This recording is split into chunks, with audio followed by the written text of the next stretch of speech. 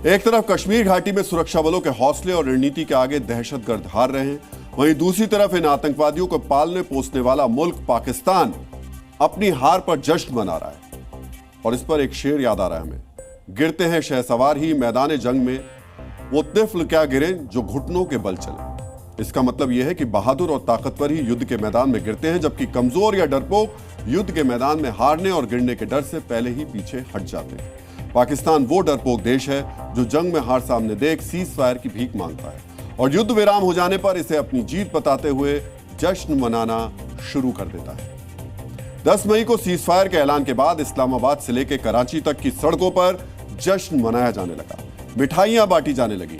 Operation सिंदूर की strike में बुरी तरह मुंह की खाने के बाद भी पाकिस्तान में खुशी का माहौल है। पाकिस्तान के वजीर आजम शहबाज शरीफ ने अपनी आवाम के लिए छुट्टी का ऐलान कर दिया। पाकिस्तान दुनिया का एकमात्र ऐसा देश होगा जिसने युद्ध में पराजय के बावजूद जश्न का ऐलान किया है। शहबाज शरीफ ने 10 मई 2025 की तारीख को यौम मरका ए हक मतलब सच की लड़ाई का दिन के तौर पर मनाने का ऐलान किया है। अब आने वाले सालों में 10 मई के दिन को पाकिस्तान में सरकारी स्तर पर जश्न मनाया जाएगा। विशेष प्रार्थना का आयोजन होगा, तकरीरें होंगी और मिठाइयां बांटी जाएंगी। हार को जीत के जश्न में बदलने में पाकिस्तान का कोई मुकाबला नहीं है। 1965 की जंग में भारत से बुरी तरह पिटने के बावजूद पाकिस्तान 1965 की जंग की हार में जीत का नैरेटिव गढ़ते हुए 6 दिसंबर को डिफेंस डे के तौर पर मनाता है। 1948 में कश्मीर में कबायली हमले में मिली हार को भी पाकिस्तान अपनी आवाम को जीत के तौर पर दिखाता है। उस दौरान कश्मीर पर कब्जे के लिए पाकिस्तानी सेना ने कबायलियों के साथ हमला किया था, जिसे भारतीय सेना ने नाकाम कर दिया था। इस हार को पाकिस्तानी स्कूलों के सिलेबस में जीत के तौर पर पढ़ाया जाता है। हार को जीत के जश्न में तब्दील करने वाला पाकिस्तान दुनिया का पहला और आखिरी मुल्क है। अब समझिए कि पाकिस्तान हिंदुस्तान के हाथों मिली हार का भी जश्न क्यों मनाता है। भारत के हाथों हर जंग में घुटनों पर आने वाला पाकिस्तान आखिर किस जज्बे में सीना तान कर जश्न मनाने की हिम्मत करता है। यह वीडियो पाकिस्तान के मुरीदके का है। ऑपरेशन सिंदूर के दौरान लश्कर के हेडक्वार्टर मुरीदके को टारगेट किया गया था। वीडियो में भीड़ के सामने बोलते हुए जो बुजुर्ग शख्स है उसे आप देख रहे होंगे, वो उन 2 आतंकवादियों का पिता है जो मुरीदके में हुए मिसाइल अटैक में मारे गए थे। इस शख्स की आंखों का आंसू अभी सूखा नहीं है, लेकिन यह मरने मारने की बातें कर रहा है। ऑपरेशन सिंदूर की स्ट्राइक में 2 बेटों को खोने के बावजूद यह शख्स अपने 5 बेटों को भी भारत के खिलाफ जंग में भेजने का दावा कर रहा है। यह सबूत है कि पाकिस्तानी हुक्मरानों और फौजी जनरलों ने हिंदुस्तान के खिलाफ किस तरह अपनी आवाम का ब्रेन वॉश कर दिया है। उनमें भारत का विरोध और नफरत भर दी है।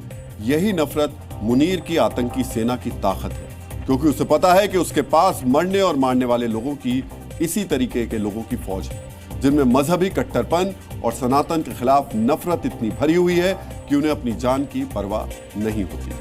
भारत के खिलाफ पाकिस्तानी अवाम का ब्रेन वॉश करने के लिए पाकिस्तानी आर्मी और ISI ने हाफिज सईद, मौलाना मसूद अजहर और सैयद सलाउद्दीन जैसे आतंकी पाल रखे हैं। 7 मई को हमने DNA में मुरीदके के लश्कर हेडक्वार्टर में मारे गए आतंकवादियों के नमाज जनाजा से जुड़ी आपको एक खबर दिखाई थी। इसमें आतंकवादियों की जनाजे की जो नमाज लश्कर कमांडर अब्दुल रऊफ ने पढ़ी थी। आतंकी सरगना हाफिज सईद का डिप्टी अब्दुल रऊफ फिर एक बार बेनकाब हुआ। अब्दुल रऊफ को लेकर पाकिस्तानी DG ISPR लगातार बैकफुट पर है और उसकी कोशिश मुरीदके से आतंकवादी अब्दुल रऊफ का कनेक्शन झूठा साबित करने की है। 11 मई को पाकिस्तानी DG ISPR ने आतंकी अब्दुल रऊफ के लश्कर कनेक्शन से साफ इनकार किया और मुरीदके में आतंकवादियों के जनाजे की नमाज में शामिल अब्दुल रऊफ को बेगुनाह साबित करने की कोशिश की।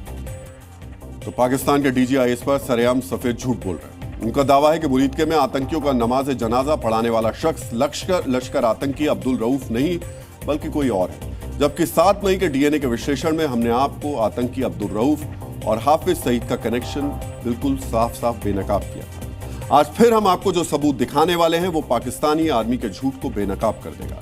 ये दस्तावेज अमेरिका के office of foreign asset control department के हैं। ये विभाग प्रतिबंधित संगठनों और लोगों की लिस्ट मेंटेन करता है।